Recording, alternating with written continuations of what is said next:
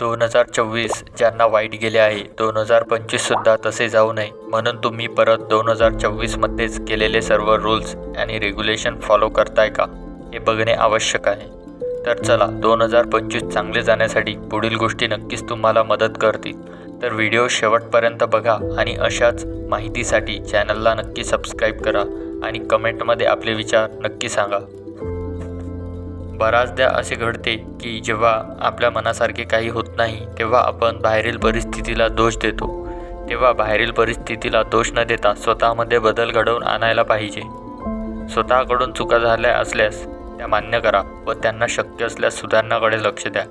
बाहेरील परिस्थिती बदलवणे हे आपल्या हाती नाही, परंतु आपण स्वतःला आणि आपल्या विचारांना नियंत्रण ठेवणे याकडे आपले पूर्ण लक्ष असायला पाहिजे. दुसरी महत्त्वाची गोष्ट म्हणजे स्वतःच्या मानसिक स्थितीला सुधारू शकतो. त्यामध्ये आपण फोनचा अतिरिक्त वापर, राग, चिंता आणि आपले शिल्लकचे विचार यांना आपण आळा घालायला पाहिजे. जेव्हा आपण फोनचा अतिरिक्त वापर करतो तेव्हा आपण महत्त्वाचे निर्णय घेऊ शकत नाही. तसेच रागाचेही आहे. जेव्हा व्यक्ती हा रागात असतो तेव्हा तो योग्य निर्णय घेऊ शकत नाही. आणि चिंता आपण हे नेहमी करत राहतो. आपण भूतकाळाची आणि भविष्याची चिंता नेहमी करत राहतो, परंतु आपण हे विसरून जातो. आपण वर्तमान काळात जगत आहे तर आपण वर्तमान काळातल्या कार्यांवरच लक्ष केंद्रित करायला पाहिजे. त्याकरिता चिंता करणे सोडून द्या आणि जे विचार तुम्ही करता त्यावर नियंत्रण ठेवा.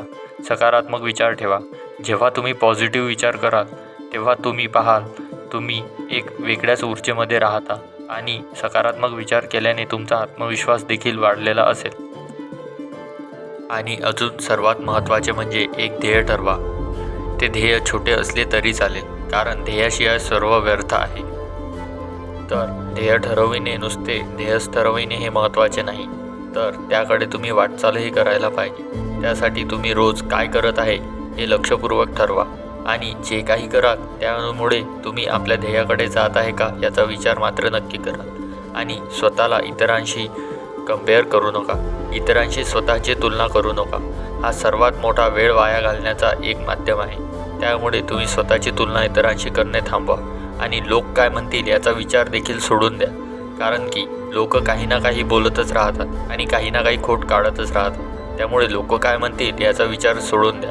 कारण की ध्येय आपण आपल्या स्वतःसाठी ठरवलेले असते आणि तसे पण आपण स्वतःसाठी जगतो, इतरांसाठी नाही. तर त्यामुळे लोक काय म्हणतील याचा विचार तर तुम्ही मुळापासून काढून टाकायला पाहिजे.